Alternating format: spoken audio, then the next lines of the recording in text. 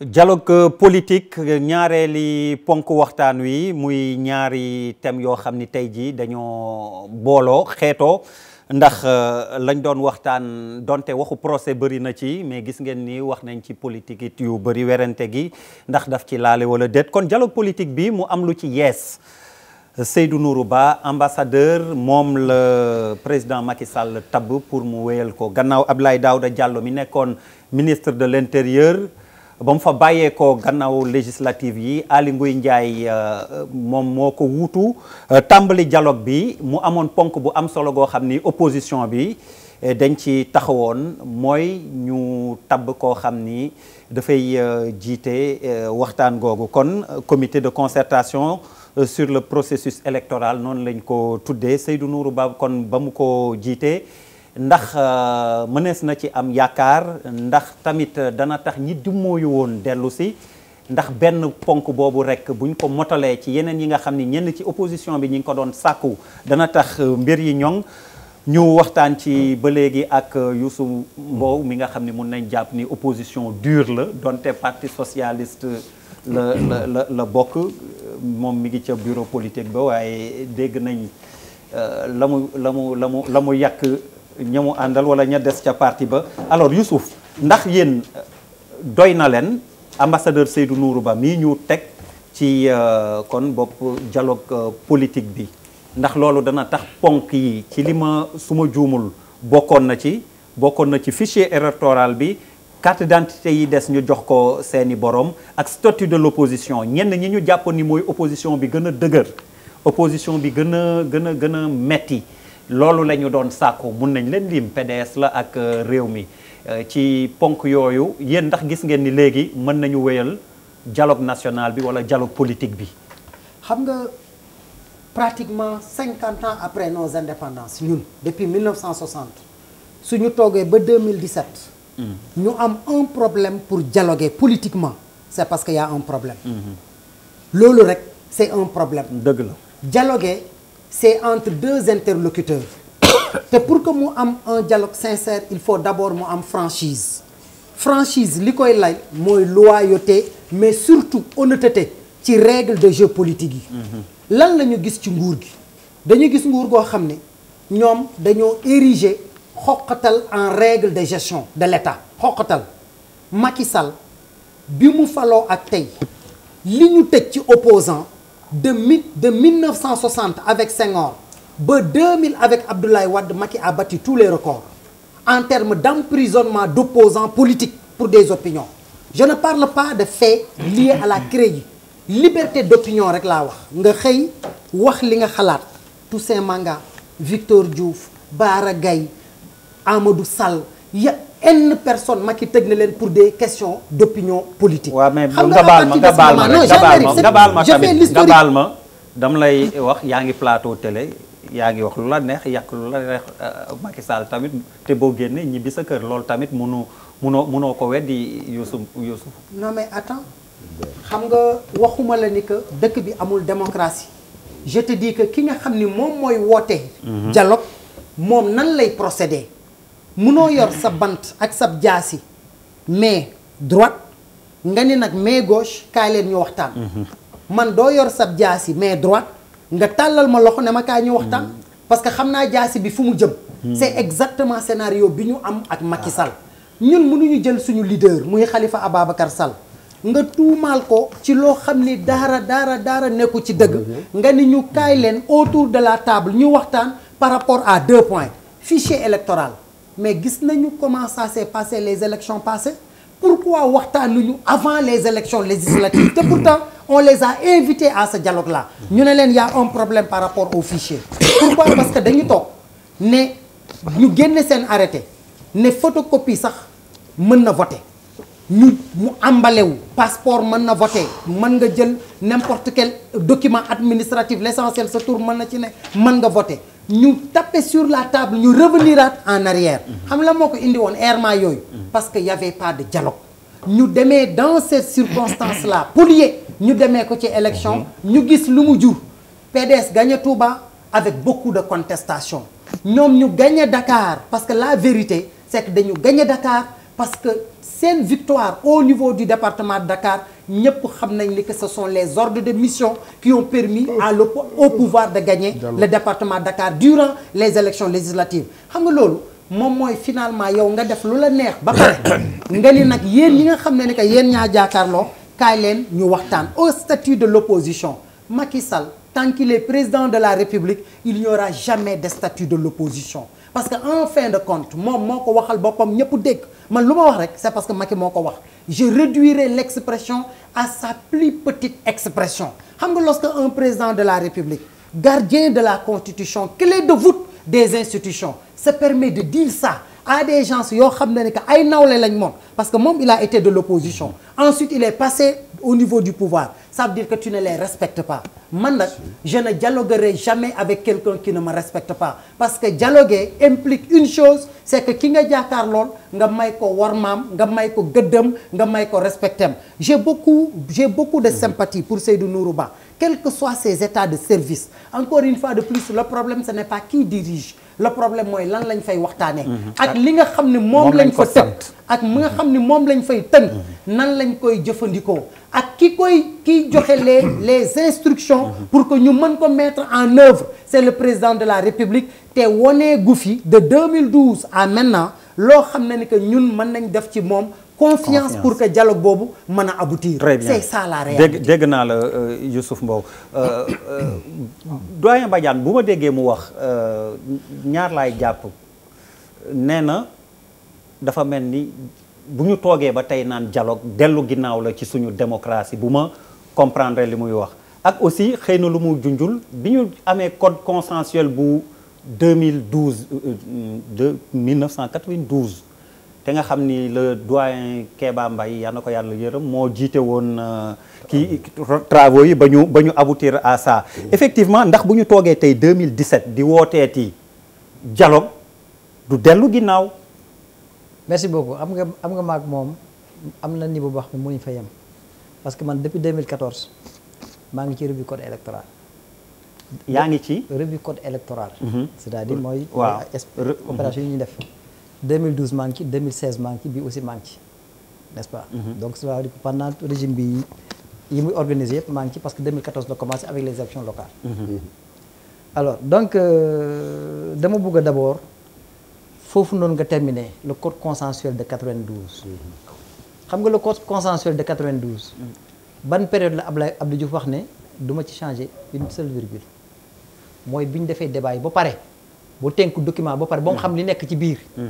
la ne du ci changer benn virgule te dina demander majorité ñu voté ko c'est-à-dire que loolu après discussion yi la. je crois que ça aussi c'est important. mais léegi ñenn ñi dañ bëgg balaa ñuy discuter comme ñoom ni ñu ko waxee que le Sénégal s'engage dégg ngeen pôle boobu ñoom du moins que le président s'engage ñoom dégg ngeen pôle boobu ñooñu groupe boobu la groupe bu parti yooyu quoi nee nañ. ñoom yan groupe parti mu la bon bëgguma leen citer parce que li may bañ mooy encore droit de réponse voilà vraiment c'est ça. ñan ngay wax waa correct la. voilà justement waa correct la. voilà donc ñoom mu leer rek xam nga wax nañ problème. dégg nga leen ñu def point de presse ne ñoom dañ bëgg balaa ñuy dem ci affaire bi mbaa que balaa ñuy terminer que le président puisse s'engager d'appliquer les conclusions lépp lu ci mën a génne mu appliquer ko. moo tax may rappeler loolu que en 92 ba ko Abdou Diouf doon waxu ko avant ñuy dem di discuter ji mais da ko wax après bañ discuter ba tënk ko pare. dëgg ça c'est un. deuxièmement gis nga lii ni ngeen di woowee dialogue du dialogue bi xam nga dialogue bi mooy lan mooy le dialogue national ba président oote woon le 28 mai 2016 au palais. dialogue boobu c'était un dialogue inclusif nga xam ne l'ensemble des strates de la population dañ ci bokk. Il y avait les chefs religieux, il y avait tout le monde, tout le Sénégal. Il y avait les entreprises, même les journalistes vous étiez représentés, vous étiez dans la salle. Oui, avant la libération de Karim Qui là, non, c'était au moins. Mais d'abord, c'était le 28 mai 2016, après le référendum.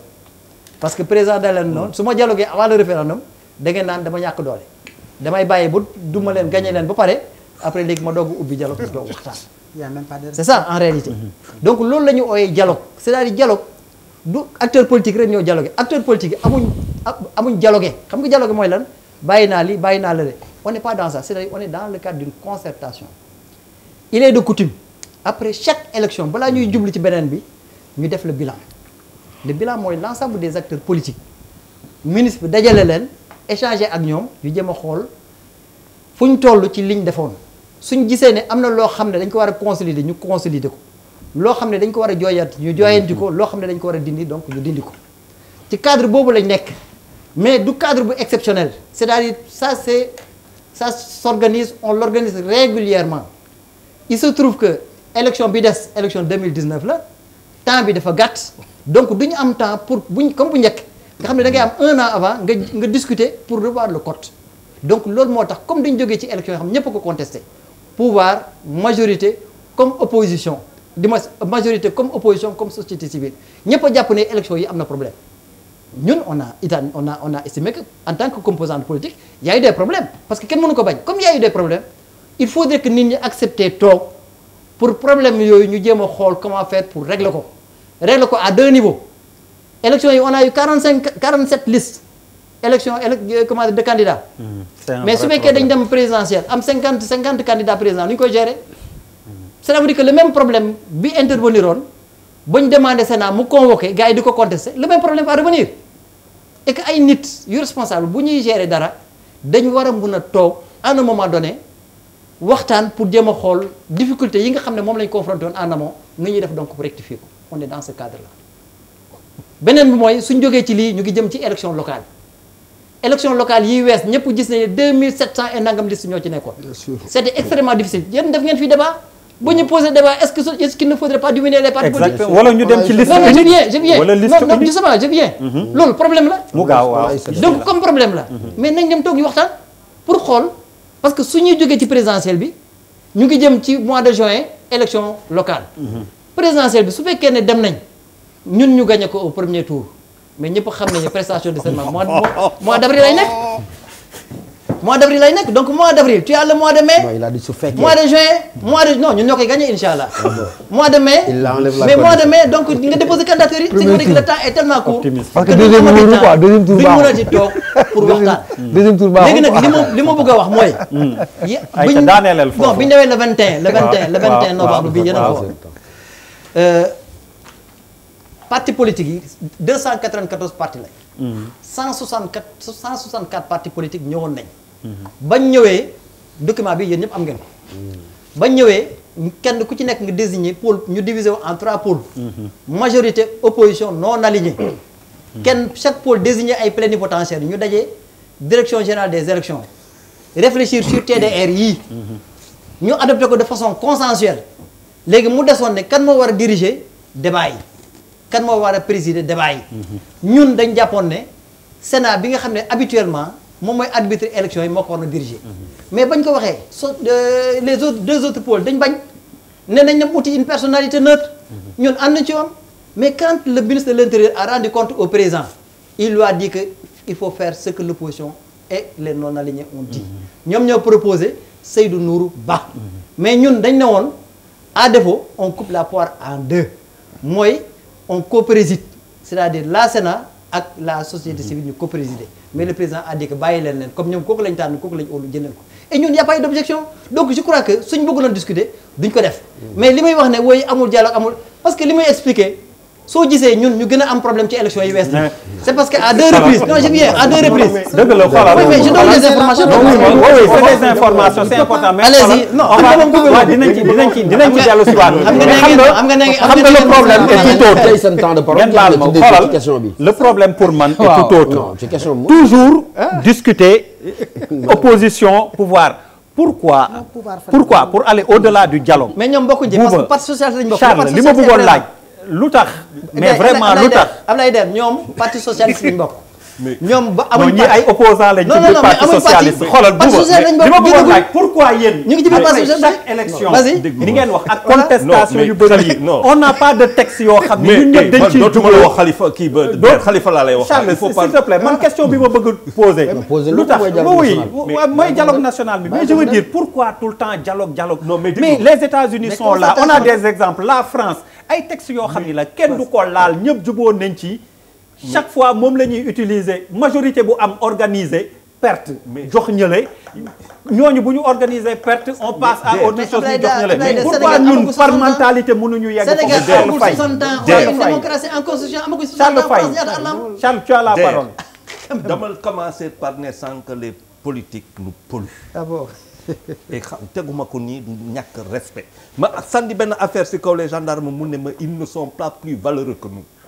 enseignant non que nous Ouais. enseignants. Oui, c'est ça.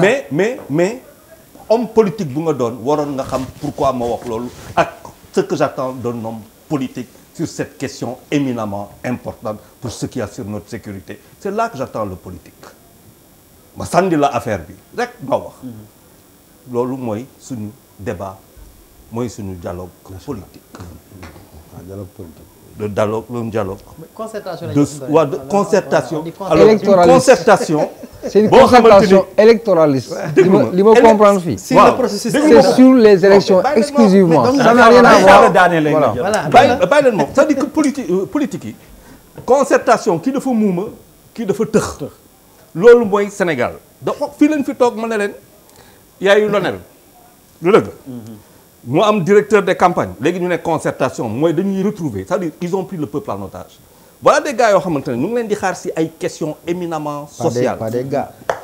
non damay ne ay gars parce que ay potes lañu ay kii bon? lañu Ah bon? non ñi waaw c'est politique bi rek Voilà, mais des dialogue politiques social yoo après xam dañ ne ñëw quoi, c'est waaw avec ban les dialogue syndicats. social yéen dialogue mais social dialogue social c'est avec les syndicats mais doyen il faut nga bàyyi ko mu wax sinon si lañu dañ ma doon coupé alors da ngeen ma Xoolal. def noonu mais ñu aussi dañu yéen waaw mais yéen a ma ko wax yéen a ma affaire Regarde, xoolal. bàyyi la ma def noonu ah xoolal ñum luñ ñu sandi nga am benn procès fii nga am benn procès fii nga am benn rendez-vous présidentiel dans 14 mois nga ne ma benn concertation dialogue politique concertation waaw voilà c'est un terme ni lu war a waxtaan électoraliste un point c'est tout le partage du gâteau voilà là où ils nous amènent et ñun on veut ñun ñu toog ñoom di xool seen horloge boo xamante ne doxul si suñu temps ñun réglewul suñu problème ñun pour que ñu toog leen topp sénégalais yi fàtte nañ loolu yàgg na c'est-à-dire toppatawuñu leen sax dialogue concertation sénégalais yi toppatawuñu leen leneen la ñuy xaar fa leen di xaar et apparemment neewu leen fa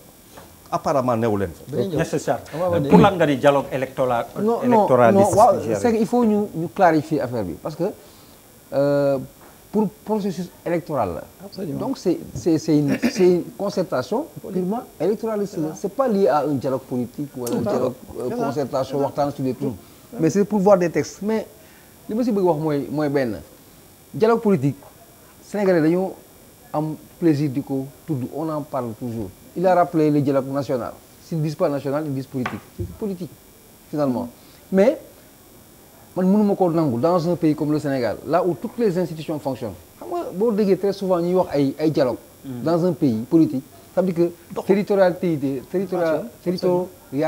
dëkk bi moo am problème il y a une partie qui est gérée par qui l'État est dans une confusion voilà ñu ne dañuy def dialogue pour mais fii les militaires travaillent les journalistes travaillent les institutions marchent les gens vont au marché mais dialogue par rapport pour débloquer quoi donc li fi xew aujourd'hui c'est le jeu favori des politiciens créer des cadres des concertations monopoliser les gens parce que le Sénégal bi ngay wax noonu yaa ngi rappelé le code consensuel depuis que ñu nekk ci code consensuel boobu ici au Sénégal les alternances ont été réalisées grâce à la transparence des élections c'est que fii mënutoo fi sàcc élection yi ko dépassé muy benn deuxièmement on est tellement bien régi qu'on ne peut pas avoir de blocage électoral c'est les blocages électoraux c'est les politiciens eux-mêmes créer ces situations créer de benn ay mais ñun dans notre sénégalité suñu ay entendement mais da ngay déglu parfois dans de très grands débats hors du Sénégal ay débats mais dégg ñuy citer le Sénégal en exemple en termes de transparence ñoo xamante ne neexaloo leen donc ñun mënuñu non seulement on a dépassé ça l'exemple de Wade mu ngi fii l'exemple de Macky Sall mu ngi fii sàcc élection moo fi amatutul amuñu tamit ay insuffisance électoraliste yoo xamante ne dina tax ñuy maintenant souhaiter ñoom entre ñoom c'est un yow débat bi dialogue yoo xam ne concertation yi les gauche gars yi di si wax c'est toujours rek ñu ñuy organiser on a d'autres problèmes on a d'autres problèmes sur lesquels ñoom dañu si war a wax des problèmes de justice yu ay indépendance ñooyu la ñu am problème mais pas ay textes électoralistes su ma déggee li Papis wax Bouba donc ñii dialogue bi ñuy wax wala concertation ak nuñ ko mënti tuddee ñoomi neen la te élection la ñuy wax mandat léeg-léeg ñu ne 7 ans 5 ans carte d'identité kañ la ñuy wote alors que pour man ay question yoo xam ni la waroon nañ ko dépasser ni ma lay wax te loo xam ni la duñ ci négocier duñ ci dellu si c'est immuable mi ngi nii. c'est ça. waaw mais dafa am ñaari affaire yoo xam nga man li may njëkk a wax moom mooy état dafa am responsabilité pas envers les opposants mais envers les Sénégalais. Absolument. Il faut ñu comprendre dara doyen wax na ko moom ci mouvance présidentielle bi la nekk état bu Sénégal dafa am ay comptes yu mu war a rendre peuple sénégalais par rapport ak élection yi ñu génn nous tous on est des Sénégalais yu war a jóg xëy gi Charles Faye mii ne kii laa yéene jox sama carte ma jox ko ma dem def ko sans aucun problème. amiin c'est-à-dire que dañu dafa am lu fi xew. nga yekkal ñu ko. dafa am lu fi xew bu yàggul trop muy élection yi passé mënuñu ko bàyyi mu romb noonu. Absolument. trop facile. Il s'est passé des choses yoo xam ne kenn defu ko opposition sénégalais bi lañ ko def. mais loolu fi jëlee Abdoulaye Daouda Diallo non mais dafa ndànk rek. waxuma man du ma personnaliser. le problème pour man ëpp na. monsieur Abdoulaye Daouda Diallo. Absolument.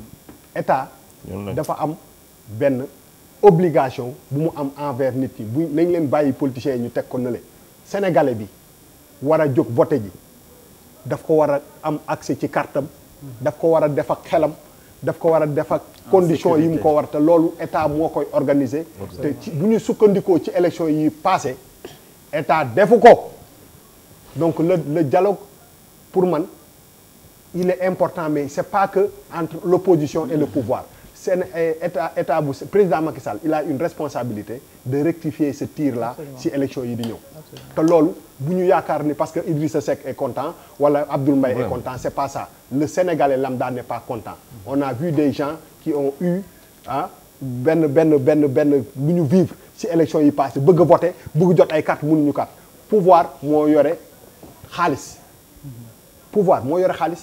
soo bëggee opposition kontaan da ngay yombalal accès ak nit ñi kontaan da ngay yombalal accès à ça non moom laa la woon donc c'est pas un problème banal ce qui s'est passé ci élection yi passé c'est inadmissible. Absolument, on est d'accord. Donc loolu moom moo li war a njëkk a nekk donc il faut pas ñu wax que ni dialogue warul am c'est pas dialogue c'est-à-dire que il y a un problème aujourd'hui à 14 non mais concertation boobu warul nekk rek entre pouvoir ak opposition il faut que l'État soit conscient non attention après la non il faut que les acteurs politiques qui se concertent moom laa lay wax non xam nga dañuy wax problème mu monsieur Seydou Nourou c'est pas un problème de nit moom laa lay wax ni dafa am loo xam ne obligation waruñu woo nit sax pour mu jéem a jouer le policier état dafa am obligation président Abdoulaye Wade lu ñu munti wax forcé na fi 3e mandat boo xam ne man de d'accord ma si ñu bëri d'accord forcé na fi ba ñu def fi 3e mandat mais ba ñu demee élection c'était pas aussi catastrophique si transparence que li fi xew laa dernière fois déedéet non sàcc dafa bëri ay forme ak ay forme ak ay façon dama ne la nit ki soo ko empêché mu jël cartam dem voté ji empêché nga ko mu peser si résultat final non am na non dafa am doyen bi ngay wax dëgg laa déglu bàyyi mu mais tu prêches un convaincu non on est à la fin n'est-ce pas on est à la fin n'est-ce pas waaw c'est pratiquement la fin mais des na dama ne tuuti rek dama ne li fi xew nii li fi xew la dernière fois il faut que ngeen comprendre que ni loolu mënu fi xewaat absolument fii la am Sénégalais yu bëri ñu bëgg a voter bëri na donc c'est pas un problème à banaliser naan Sénégal wéy y a la démocratie transparence balaa muy mën a am conditions yi nit yi war a dem pour voter ji ngeen réunir ko te réuniru leen ko te def ñu delloo ginnaaw président Abdou Diouf luñ fi munti wax bi ko fi président Abdoulaye Wade di jëlee affaire bi dafa jaar yoon nit ñi voter mu transparent te loolu transparence boobu neen ngeen ko mën a assurer mooy que képp ku nekk parti boo munti nekk nga mën a yor sa carte librement dem vote mais boo leen joxul nit ñi carte yi wala ngeen créer benn confusion ci xelu nit ñi loolu transparence amul foofu. mais Bouba on a perdu Dakar en 2014 on a perdu Ziguinchor en 2014 donc transparence la. professeur Aïcha bismillah. si on n'était pas transparent duñu gagné Dakar duñu gagné Ziguinchor. gagné nañu Dakar gagné ñu Ziguinchor. professeur Songué bismillah. waaw doyen Badiane bàyyi ñu dem tuuti. Aïcha bismillah ñu jeexal en beauté. bon man dañuy dem parce que débat bi ñun ñi ñëpp on a eu ce débat ici vraiment wax dañ ci waxaat ci. xanaa dama ciy fàttali rek sama position. maa ngi fàttaliku ma doon wax ne très clairement en principe la ñuy woowee dialogue c'est réglé par le fonctionnement des institutions elles-mêmes. Donc loolu amul problème. Que souvent comme je ne veux pas parler de pollution waaye souvent dañuy jël ay questions yoo xam ne créer des tensions abstraites.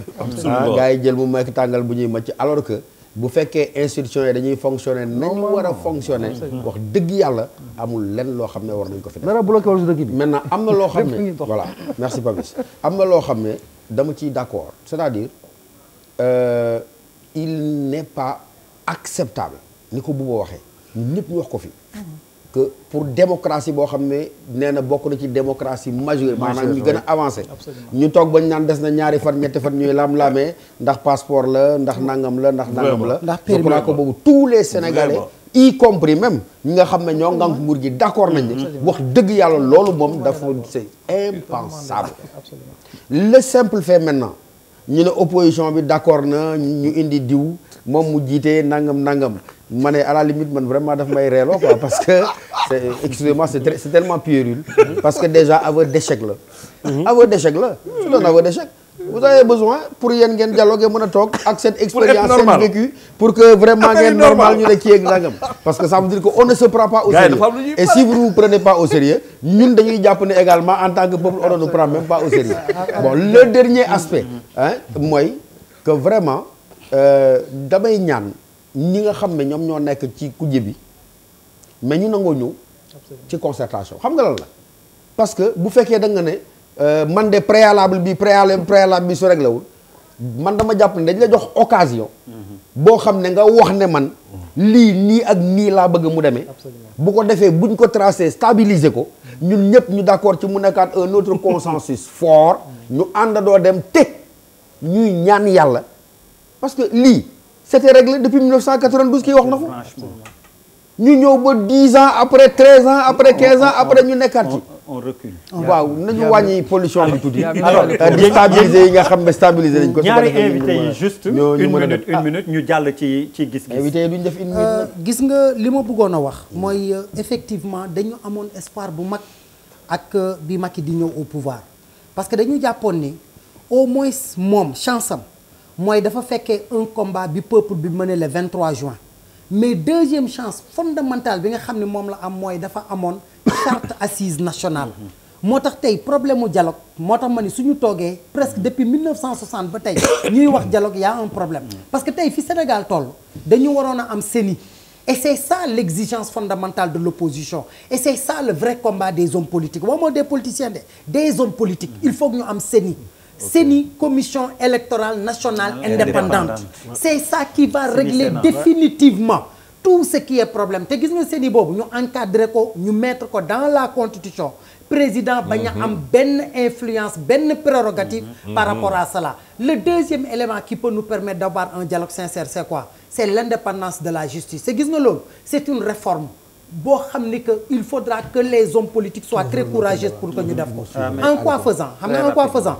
Gis nga le parquet il faut le séparer du ministère de la justice il faut le séparer ak ku mu mënti doon man de je m'engage si Khalifa Sall doit être le porte-étendard et Inch'Allah il sera notre candidat Khalifa Sall on se battra pour que mu nekk dans son programme parce que loolu rek moo mën a tax suba lu mënti xew dans la justice mu nekk un problème personne ne trouvera à dire que c'est un problème politique parce que le parquet sera indépendant le procureur sera indépendant et il pourra mener évidemment ses enquêtes à bout mais ñëw fii def lu la neex jàppay opposant xoqatal jaay doole ba pare nga bëgg ñëw nit ñi ñëw leen ñu waxtaan non duñu ay xale merci beaucoup Youssou dégg nañ la donc ñu terminer en une minute d'abord fi may njëkkee mooy CENI démocratie yu mag yëpp gis nañ fa CENI part dans toutes les grandes démocraties c'est le gouvernement qui organise parce que ministère de l'intérieur kenn mënu remplacer son personnel mënoo fi organiser élection te doo appuyer ci préfet yi doo jaar ci sous-préfet yi doo jaar ci administration régulière ñoo yore oto ñoo yore moyen ñoo yore yëpp donc je crois que loolu moom bëgg ko dindi ci loxo ministère de l'intérieur c'est un aveu d'échec. Indépendance des voilà magistrats. Maintenant l'indépendance des magistrats xam nga dañuy wax toujours woy l'indépendance c'est-à-dire kenn ku ci nekk na nga xool si tu es indépendant xam nga waxuma la indépendance de la justice des magistrats des magistrats xam nga lui il a parlé de l'indépendance de la justice moo tax ma ne kenn da nga tudd magistrat moo tax ma ne kenn ku ci nekk na nga xool sa bopp c'est-à-dire gis nga man ni ma mel noonu laa la jàppee parce que aussi il faut qu'on respecte les gens parce que il y a l'affaire Aïda Ndiongue je vais la citer c'est contre l'État du Sénégal ak li ci am yëpp gis nga ne la justice l'a blanchi le procureur a fait appel mu demande encore deuxième instance ñu blanchir ko créé dégg gis ngeen kii ñi mu àndaloon ci plan Diakha yëpp ak li ngeen doon dégg ci plan Diakha yëpp on les a blanchis au-delà de ça il y a l'affaire Abdoul Mbaye dégg ngeen coow li ci am ak loolu yëpp vous avez vu que la justice bàyyi na ko l'affaire Abdoul Mbaye ban bon c'est une affaire privée c'est une affaire privée mënoo ko convoquer ci biir. non oui mais tu sais non mais parce que au début. oui même si on a suivi Bouba on a suivi liñ ci doon wax parce que c'était un acteur politique et qui a dit partout que l'État veut sa peau ça on l'a suivi c'est pourquoi je l'ai évoqué c'est pas une affaire banale. c'est pas méchant d'ailleurs. c'est pas une affaire banale donc c'est que je veux vous dire. comprendre nañ kenn mënut a donner joxe la preuve que la justice n'est pas indépendante ce n'est pas parce que y a un procès en cours que ñu bëgg ko politiser ñu bëgg nag maintenant vouer ces magistrats là aux gémonies. bëgg leen détruire bëgg leen salteloo bëgg leen wane ne ce ne sont pas des gens capables de. je suis désolé mais je pense ubbil nga ñu beneen débat bu ñu ko yeneen émission mayee loolu xaj na ci yeneen débat waaye yéen daal la ñuy interpeller ndax yéen la yàlla natoo ngeen yor réew mi war ngeen def en sorte que bu ñu jógee ci lii am ay textes yoo xam ni ñëpp ci la ñuy jàpp tënku ci non moom la ñuy contesté ba léegi Papis moo tax may waxee loolu pour conclure ñu jàll ci gis-gis vraiment yéen la ko yàlla nattoo na ngeen taxaw ci ñu am loolu keneen ku ñëw ñu bañ ko changer gis-gis nañ Dakar di riir ngir ñi doon gàddaay ci yoon yu metti ak ngir képp koo xam ni soldat nga bu tumuranke ci alors gis-gis bu njëkk bi mi ngi nii ça nous rattrape procès Khalifa Sall jamais on a atteint un tel niveau de discrédit de la justice c'est en 30 secondes ku ci nekk da nga ciy wax sa xalaat si vous ne comprenez pas le principe wala mosu leen ko suivre loo xalaat ci li Idrissa Seck wax. dëgg gu wër peng la dëgg gu wër peng parce que et loolu par la faute évidemment de quelqu'un boo xam ne dafa jàpp ni moom dafa war a am deuxième mandat par force parce que lépp lu xew fii lenn rek moo ko waral mooy ki nga xam ni moom moo nekk président dafa jàpp ci boppam ni ko omnibulé par un deuxième mandat li nga wax yëpp xam nañ ko dama jàpp ni que li Idrissa Seck wax que cette justice elle est discréditée c'est ça la vérité. Merci beaucoup. On ne voue personne aux gémonies mais dañu jàpp ni que c'est le président lui-même qui voue la justice aux gémonies c'est ça la vérité. Merci Youssouf. fàttali li waa ji waxoon rek aller au-delà des garanties institutionnelles. Bouba. mais justice bi soo ko joxee benn cas bu Khalifa Sall bu mu war a juger da koy juger mais benn cas nga ko jox est-ce que benn cas rek nga ko war a jox pour man c'est la question. Professeur. damay xaar verdict ba pour xool discrédit de la justice. non bu ñu saaga suñu justice. voilà. la justice c'est la garantie sécuritaire c'est la sécurité. lii lañ am. yeneen pays ëpp li ñu gën ñu baax ay juge donc je crois que li am solo mooy dañ jëm ci procès nañ tekk tey bàyyi ba xool li ñuy wax ëllëg ñëpp a ngi suivre on suit. deuxième gis-gis. je suis d'accord. Moussa Diaw enseignant chercheur Université Gaston Berger on a besoin d'un apaisement pour la prochaine présidentielle war ngeen gis ni dafa xaw a ànd ak thème yi alors li Moussa Diaw wax loo ci xalaat Youssouf boobu. non xam nga dëkk bi moom stabilité rek moo fi mën a am te stabilité moo ngi sukkandiku ci démocratie je prends à témoin professeur gis nga Mamoussé Diagne dafa am benn formule boo xam ne moom la ñuy jàngale te mu am solo. Mamoussé nee na la démocratie c'est la gestion des désaccords d'accorduñu man ak yow. démocratie mooy lan mooy ñu toog waxtaan xool nan la ñuy trouver benn consensus pour mën a jël ay armes donc c'est ça Papis Diaw li enseignant chercheur bu université Gaston Berger bi wax c'est il faut ñu préciser source bi je pense c'est le journal L'Enquête d'hier du jeudi ci la ko wax parce que source aussi fi ñu ko jëlee am na solo Papis loo ça concerne les politiciens mais sénégalais dañuy apaiser wu ils vont aller voter à la présidentielle ça c'est entre ñoom apaisement pour les entre politique ak ñoom mais citoyens sénégalais yow ak man ak ñeneen les gens vont aller à la campagne dañ ko suivre jël seen carte dem voter ji Bouba waaw mais même nit yi bu ñuy voter politiciens yi la ñuy voter donc je pense que à un moment li ñuy vivre nii par rapport à opposition au pouvoir c'est le feu hein ça c'est normal ça chauffe waaw dama xamul exactement lu mu def ci concept d'apaisement mais il est évident que li ma yaakaar mooy. c'est dans le cadre du dialogue waaw politique. waaw et bon comme c'est réducteur, xam nga comme interview pour préciser voilà. moo tax ma ne dama jàpp ne moom dafay ñaan ñu gën a dalandi. gën a dépassionné affaire bi ñu xam ne rek en dernière instance c'est la carte du peuple souverain qui décidera. loolu laa yaakaar. Rassurez-vous Moussa Diaw, il y a 15 millions d'arbitres. lu ñu mënta wax Sénégal depuis 2000. balaa ñuy dem élection dañuy dégg coow lu bëri mais à chaque fois bu élection yi weesee ñëppay dal y compris élection yi wees na je crois que c'est normal sénégalais moom bindoo noonu réew wax la le sénégalais bàyyi leen ko mu wax les gens doivent parler comme boobu léegi ñu ngi wax bal tàkkul tigo tojul nañ bàyyi nit ñi ñu wax man loolu laa ko jàppee mais la sérénité li koy andi mooy la confiance cadre de concertation bi ñu créé nii c'est tout juste pour amener les gens politique encore une fois politique troisième gis-gis Charles. C'est ça. Ouf, on passe à un peu de détente avec Opanguette, attaquant du Sénégal et du FC Metz. Defe naa Coupe du Monde bi ñu tiragé ba léegi amuñu occasion ci plateau jàkkaarloo wax ci. C'était une occasion de wax ci un tout petit peu. Donc il dit que pour le groupe H mooy groupe bu Sénégal bi tirage bi du tirage bu yomb ndax bi ñu tiré ba pare defe naa li ñu dégg ñu bëri dañ doon jubilé xalaat ni xëy na dina yomb dina neex. gëm suñu bopp souhaiter bonne chance à nos lions mais surtout bañ a naagu c'est exactement ça. Papis. waaw il y a un grand problème ci tirage coupe du monde bi un très grand problème au Sénégal parce que li ma dégg ak li ma gis.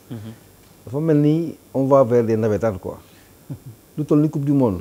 ak Sénégal fu mu jógee stature am position am force am nga bëgg a toog décréter j'ai cru comprendre que les gens ont décrété une qualification en demi-finale. à la suite de ce que nous avons vu si les gens l'ont décrété. bon ñu dama bëggoon. fàttalil poule bi ñan ñoo ci nekk. Colombie Japon. Japon ak. Pologne exactement Pologne. mais sans quelle que soit la configuration de la poule quelle qu'elle soit dafa am ay logique Sénégal nu mu bindoo nu mu taxawee ban doole nu mu fa ñëwee ba pare gars yi bëgg ñëw décréter gis nga objectif fu compétition dafa am ñu koy dessiner c'est pas les fonctionnaires. les fréquentés politiques. gis-gis yaa ngi def comme politiciens yi yaa ngi def politique. c'est que dama tiqué quoi man dama tiqué quand les gens ont décrété toog seen bureau di décréter qualification non ça se passe pas comme ça il y a un staff il y a un coach il y a une fédération. dinañ ci def jàkkaarloo. c'est le mot rafet njort. dinañ ci def jàkkaarloo Papis. loolu Ali Bouba. extrêmement dangereux. dangereux. xam nga mënoo xool dëkk yu mag yooyu après ngay xam nga boo nee naagu sax xam nga balaa nga boo nee naagu ça rime avec nga nekk ci position de force. attention ba nelaw. c'est extrait du journal sportif. oui Record. exactement c'est un petit clin d'œil. waaw c'est Record c'est le journal.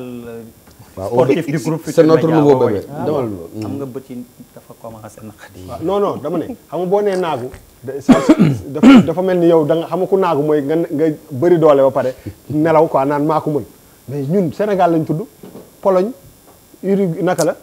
Japon ak kan Colombie. c'est-à-dire que am nañu histoire. yàlla nañu yàlla may ñu dem mais ku yaakaar ni ay équipe yoo xam ne ñoom ñoo nekk ci suuf boo seetee ba seet en terme de position là ñooñu équipe yi ñu ëpp doole la nañ ñaan yàlla may ñu ndam. alors professeur. waaw damay d'accord li ñëpp wax rek ne lii moom li Opa wax day conforter ñu mel ni Papis ñi xaw a xam football di ko seetaan boog. xam nañ ne la notion de facile moom. bu fekkee da ngay taal sa télé chaque week-end di seetaan football xam nga ne facile amatu fi. da ngay indi Brésil tegal ko la dernière équipe surgie de nulle part mu jàpp ko ci benn 90 minutes xoj ko duma ko poule facile amul poule bu yomb amul football moo am xare teg seen bakkan. am nañ ci yaakaar ñu ngi leen di ñaanal yàlla na ndam Charles. bul invité ci ñaari politiciens. suñu jàkkaarloo. non tey fallait que ñaari politiciens. non loolu sabotage la.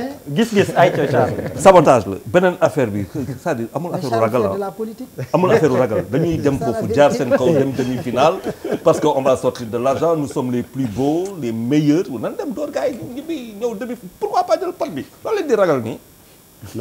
lii politique sportive la. donc tu fais de la politique. rek jàpp naa ne équipe bu baax la ñu am wante il faut une très bonne préparation parce que ba fi mu toll nii am na lu bëri loo xam ne manqué nañ suñ biir équipe bi parce que foog ñu am suñ identité. suñ personnalité bopp équipe bi amagu ko parce que dañuy dem jëli fa rek andi comme ni Yougoslavie doon def bu njëkk. je crois que nañ ko éviter c'est-à-dire il faudrait que ñu am ay des sessions d'entraînement regroupement yu intense pour travailler am suñu am que l'État mette les moyens. mais grand yow nag yow quand même Yougoslavie. Allez Charles loolu doon émission bi gis-gis moo ko doon jeexal ñuy gërëm ñi ci jàpp ñëpp surtout à la réalisation Piero da Silva di leen jox dox daje beneen ajjuma incha allah. teddi ci melax yi xawe laax